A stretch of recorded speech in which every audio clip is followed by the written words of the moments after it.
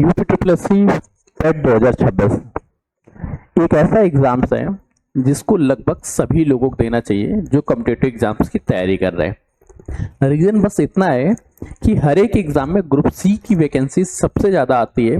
इसी में बेटा लेखपाल आता है, वीडियो आता है, जूनियर असिस्टेंट्स आता है, स्टेनो के पद आते हैं, साथ ही साथ अलग अलग डिपार्टमेंट में असिस्टेंट होते हैं, उनके पद आ रहे होते हैं। तो जब सभी वैकेंसीज एक साथ आती हैं तो बेटा क्यों ना पेट का एग्जाम दिया जाए। और अब तो बेटा पेट के एग्जाम्स की वैलिडिटी 3 साल के लिए हो गई है। मतलब 26 में जो पेट देगा वो 27, 28 और 29 तक के बेटा सभी फॉर्म फिलअप कर पाएगा। क्योंकि बेटा इसका रिजल्ट आपको 27 में देखने को मिलेगा, तो 29 तक के वो सभी फॉर्म फिल कर पाएगा। और सबसे बुरी बात यह है कि अब लोगों के मन में 2 डाउट्स आ रहे हैं कि जो जिसने पेट 2025 दिया था वो कैसे तैयारी करें, और जो बेटा अभी करंट न्यू स्टूडेंट्स आए हैं वो किस तरह से तैयारी करें। क्योंकि हमारा उद्देश्य होना चाहिए इसमें मैक्सिमम मार्क्स स्कोर करना। तो कैसे करेंगे, आज इस विषय में चर्चा होगी। देखो बेटा, कैंडिडेट्स 2 तरह के हैं। कैंडिडेट्स बेटा यहाँ पे कितने कैटेगरी के हैं? 2 कैटेगरी तो कैंडिडेट्स होते हैं। दोनों कैटेगरी के कैंडिडेट्स के बारे में पहले चर्चा करना प्रारंभ करते हैं। कैटेगरी ए वे कैंडिडेट्स हैं जिन्होंने इससे पहले यूपी ट्रिपल एस सी पेट का फॉर्म दिया हुआ है, ये बेटा पेट 2025 का पेपर दे चुके हैं, या कोई अदर एग्जाम्स की तैयारी कर रहे थे। जैसे इसी में कैसे स्टूडेंट्स होंगे जो एसएससी की तैयारी कर रहे थे, कुछ ऐसे स्टूडेंट्स होंगे जो बेटा रेलवे की प्रिपरेशन कर रहे होंगे, और कैटेगरी सेकंड के स्टूडेंट्स वो होते हैं जो कंप्लीटली फ्रेश स्टूडेंट्स होते हैं। अब दोनों को अगर एग्जाम में सिलेक्शन लेना है तो दोनों का एक ही गोल होना चाहिए कि 99 प्लस परसेंटाइल लेके आए, ताकि किसी भी एग्जाम्स के मेंस के लिए शॉर्ट लिस्टेड होने में हमें समस्या नहीं आनी चाहिए। 99 प्लस परसेंटाइल लेके आओगे तभी ये प्रॉब्लम सॉल्व हो सकती है। वरना अगर किसी में 10 से 20 पद आ गए तो बेटा ये समझ लेना उसका फॉर्म तक आपको बनने को नहीं मिलेगा। 200-300 पदों के फॉर्म भी नहीं देखने को मिलते हैं। अब कैसे करें? 2 अलग अलग तरह के छात्र हैं, क्या एक ही स्ट्रेटजी के साथ लें हम?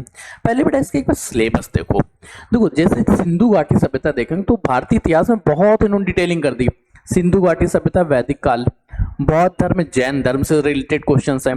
बौद्ध धर्म जैन धर्म के बाद बेटा आओगे तो मौर्य वंश है। मौर्य वंश में भी पूरा मौर्य वंश नहीं पूछेंगे, हम केवल और केवल पूछेंगे सम्राट अशोक के बारे में। गुप्त वंश में बहुत ज्यादा नहीं पूछेंगे, समुद्रगुप्त और चंद्रगुप्त के बारे में पूछेंगे। हर्षवर्धन राजपूत के बारे में पूछेंगे, सल्तनत काल के बारे में, मुगल साम्राज्य के बारे में, मराठा के बारे में, ब्रिटिश राज का अभ्युदय एवं प्रथम स्वतंत्रता संग्राम के बारे में, ब्रिटिश राज का सामाजिक आर्थिक पर प्रभाव पूछेंगे। मतलब इन्होंने टॉपिक्स को इतना डिटेल्ड में कर दिया है। जैसे चर्चा करोगे भूगोल के बारे में, देखो भूगोल के बारे में देखो, भारत एवं विश्व का भौतिक भूगोल पूछेंगे। भौतिक भूगोल में क्या आना चाहिए? नदी एवं नदी घाटियां आनी चाहिए, भूजल संसाधन आना चाहिए, पर्वत पहाड़ियां व हिमनद आने चाहिए, मरुस्थल एवं शुष्क क्षेत्र आने चाहिए, वन आने चाहिए, खनिज संसाधन आने चाहिए। साथ ही साथ भारत और विश्व का राजनीतिक भूगोल पूछा जाएगा। भारत का जलवायु एवं मौसम से संबंधित प्रश्न आएंगे, टाइम जोन, जनसंख्या की परिवर्तन। तो इस सिलेबस को बेटा जब आप देखोगे तो आप एक चीज देखोगे कि यहाँ पे बहुत ही डिटेलिंग पॉइंट टू पॉइंट चर्चा की गई है। तो आप देखो जो कैंडिडेट्स इससे पहले किसी अदर एग्जाम्स की तैयारी कर रहे थे, आप लोग अगर वर्तमान समय में हर एक बैच को ले लेते हो और उस बैच में केवल और केवल आप डिटेल पढ़ोगे, डिटेल के साथ बेटा आप लोग प्रैक्टिस करोगे, तो ये आपके काम नहीं देगा। क्योंकि डिटेलिंग से आपका सिलेक्शन ही नहीं होगा। आपका सिलेक्शन होता है जब आप अपनी गलतियों को दूर करते हैं और अपने पॉइंट्स को समझते हैं। देखो हर एक इंसान का, बहुत सारे इसमें ऐसे कैंडिडेट्स होंगे जिनका स्वाधीनता आंदोलन के प्रारंभिक वर्ष से क्वेश्चन सही होते होंगे, उनका क्रांतिकारी आंदोलन के प्रश्न गलत हो रहे होंगे। कुछ ऐसे स्टूडेंट्स होंगे जिनके मराठा से संबंधित प्रश्न गलत हो रहे होंगे। कुछ ऐसे भी इसमें स्टूडेंट्स होंगे जिनका श्रम सुधार तो सही होगा, आर्थिक सुधार से रिलेटेड क्वेश्चन गलत होंगे, किसी के जीएसटी से रिलेटेड क्वेश्चन गलत होंगे। भारतीय संविधान को देखो पूरा नहीं पढ़ना है, संविधान की प्रमुख विशेषताओं के बारे में, राज्य की नीति निश्चित तथ्यों को पढ़ना है, मौलिक अधिकार कर्तव्य पढ़ने, संसदीय प्रणाली पढ़नी है, संघीय प्रणाली, संघ केंद्र शासित प्रदेश, केंद्र राज्य संबंध, न्यायिक ढांचा, उच्च न्यायालय पढ़ने हैं, जिला प्रशासन पढ़ना है, स्थानीय व पंचायती राज व्यवस्था पढ़ने। बहुत सारे कि इनमें से कोई 1-2 टॉपिक ही गलत होंगे। जो लोग बेटा पेट का एग्जाम्स दे चुके हो या किसी अदर एग्जाम्स की तैयारी कर चुके हैं, उन सभी की सभी गलतियां नहीं होंगी, उनके कुछ टॉपिक्स होंगे जो गलत होंगे। उनको बेटा इस समय केवल प्रैक्टिस पे ध्यान देना चाहिए। आप लोगों के नोट्स बने होंगे, उन्हीं से पढ़ के उन्हीं से रिवीजन करिए और प्रैक्टिस देखिए। साथ ही साथ जो फ्रेश स्टूडेंट्स हैं इन लोगों के सामने थोड़ा सा टाइम टेकिंग हो जाता है, क्योंकि आप लोगों को पहले तो अपने नोट्स बनाने हैं, आप लोगों को सभी टॉपिक्स को पढ़ने हैं, सभी टॉपिक्स नोट्स बनाने के साथ ही साथ आप लोगों को उनकी प्रैक्टिस भी करनी है। तो दो अलग अलग तरह के छात्र, दो अलग अलग तरह की प्रॉब्लम्स, और उनका सॉल्यूशन भी अलग अलग तरह का ही होना चाहिए। कोई भीड़ चाल में मत पड़ना कि अंकित सर ने कुछ निकाल दिया, या एक डांसर सर है उन्होंने कुछ निकाल दिया, या कुछ और टीचर्स है उन्होंने कुछ निकाल दिया और उनसे हम पढ़ ले। नहीं, आप बेटा अपनी चीजों को समझो कि आपको क्या चीज जरूरत है। पहले बेटा वो लोग कमेंट्स करो, जो लोग न्यू स्टूडेंट्स हैं वो लोग न्यू लिख के कमेंट्स करो, और जो लोग बेटा ओल्ड स्टूडेंट्स हैं वो लोग बेटा अपना रिपीटर्स लिख के एंटर करो। पहले बेटा कमेंट्स करो, मैं देखूं कि आप लोगों में से कितने नए छात्र हैं जो फ्रेश कैंडिडेट्स हैं। फ्रेश कैंडिडेट्स न्यू या फ्रेश लिख के बेटा एनरोल करो, और जो लोग रिपीटर्स हैं वो लोग बेटा रिपीटर्स ही लिख के बेटा शेयर कर दो, ताकि मुझे पता चले आप लोगों में से कितने छात्र नए हैं और कितने छात्र ओल्ड हैं। क्यों, देखो बेटा जब अलग अलग तरह के लोग हैं तो अलग अलग तरह की स्ट्रेटजी होनी चाहिए, और अब हम लोग हर एक स्ट्रेटजी के बारे में चर्चा भी करेंगे। ठीक है, जल्दी से बेटा कमेंट करो कौन कैसा है। ओके, कैसे, जल्दी से बेटा कमेंट्स करो। चलो तो बेटा देखो, सबसे पहले हम लोग चर्चा करते हैं उन स्टूडेंट्स के बारे में जो रिपीटर्स हैं। आप लोगों को बेटा, जो लोग रिपीटर्स हैं, आप लोगों को थोड़ा सा ध्यान देना पड़ेगा कि अब आप लोगों को केवल और केवल प्रैक्टिस पे ध्यान दो। वो प्रैक्टिस कैसे होनी चाहिए, दो तरह की होनी चाहिए। एक बेटा टॉपिक वाइज प्रैक्टिस होनी चाहिए, टॉपिक वाइज के साथ सेकेंडरी बेटा प्रैक्टिस होनी चाहिए डिटेल्ड फुल मॉक टेस्ट की तरह। कैसे प्रैक्टिस होगी, टॉपिक वाइज और full mock test. Topic wise क्या बेटा, देखो जैसे हिस्ट्री को ले लेते हैं, एक एग्जाम्पल लेके देखते हैं कि कैसे कैसे बेटा इस तरह की प्रैक्टिस होनी चाहिए, समझते हैं।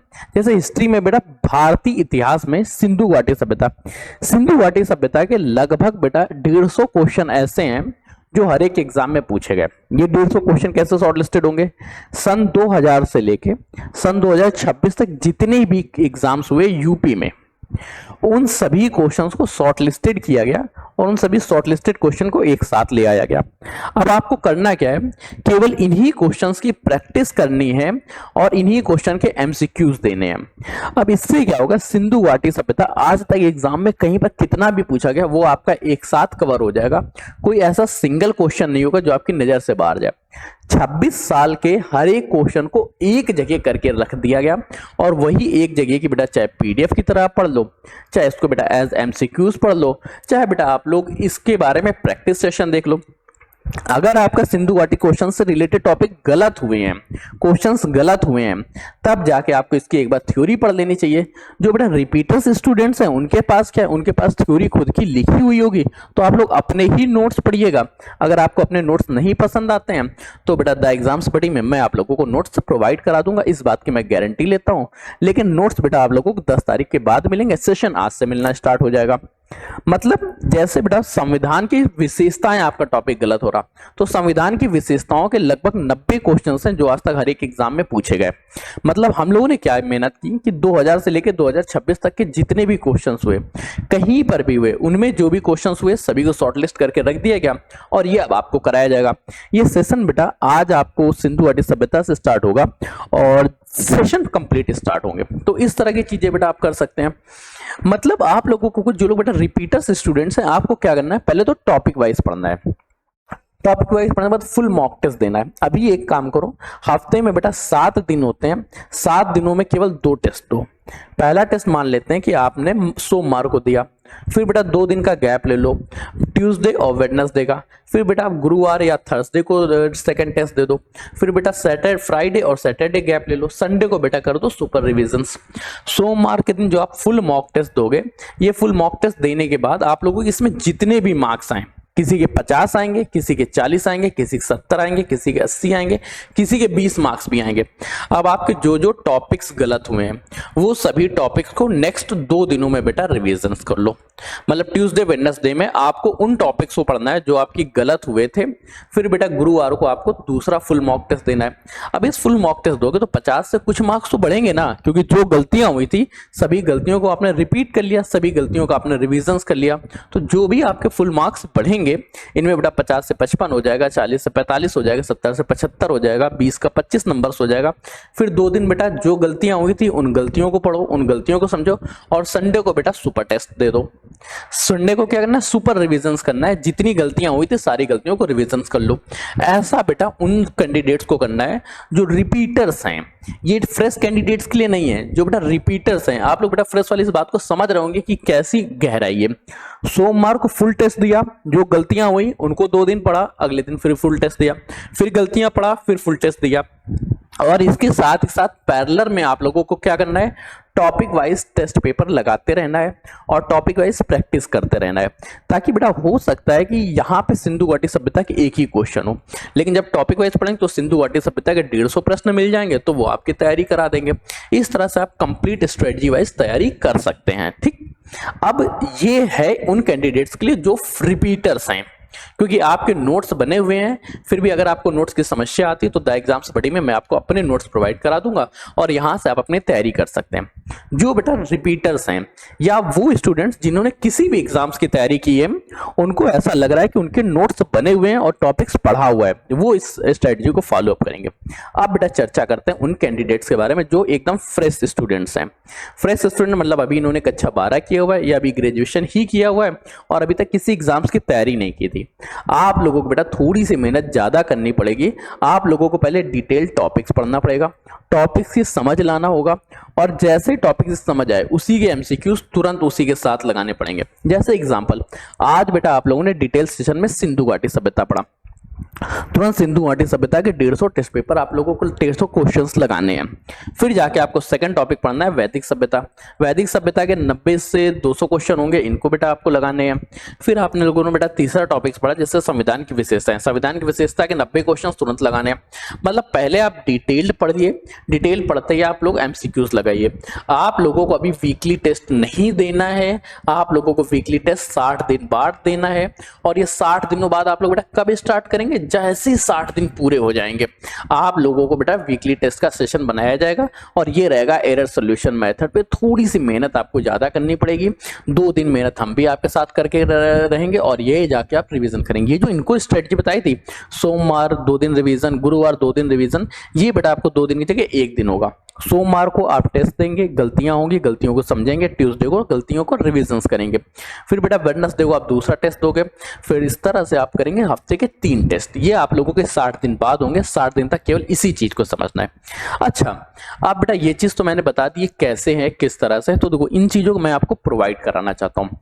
द एग्जाम्स बडी में मैं दिव्यांश भी सिलेक्टेड हूँ, मैं खुद UPSSC के अंतर्गत ही नौकरी कर रहा हूँ, तो आप लोगों को भी मैं सिलेक्शन इसमें दिला के रहूंगा। साथ ही साथ इससे पहले मैंने कई जॉब्स को ड्रॉप किया, ये मेरी 4th जॉब है जिसको मैं ले रहा हूँ। 3 जॉब्स छोड़ के आया हूँ और उम्मीद करता हूं इस जॉब को भी नेक्स्ट 4 मंथ्स के अंदर मैं छोड़ दूंगा, इस बात की भी गारंटी के साथ है। अब आप लोग मैं समझाता हूं कि आप लोगों को करना क्या। जो लोग बेटा फ्रेश स्टूडेंट्स हैं, आप सभी लोग बेटा फ्रेश स्टूडेंट्स जुड़ जाइएगा 9 द्वार बैच में। 9 द्वार बैच किसके लिए, उन कैंडिडेट्स के लिए जो फ्रेश स्टूडेंट्स हैं। यहाँ पे आप लोगों को डिटेल समझाया जाएगा, डिटेल के साथ एमसीक्यूज कराया जाएगा, डिटेल के आपको रिवीजन सेशन देखने को मिलेंगे। ये बेटा सेशन आप लोगों को 10 तारीख दिन मंडे से स्टार्ट होगा।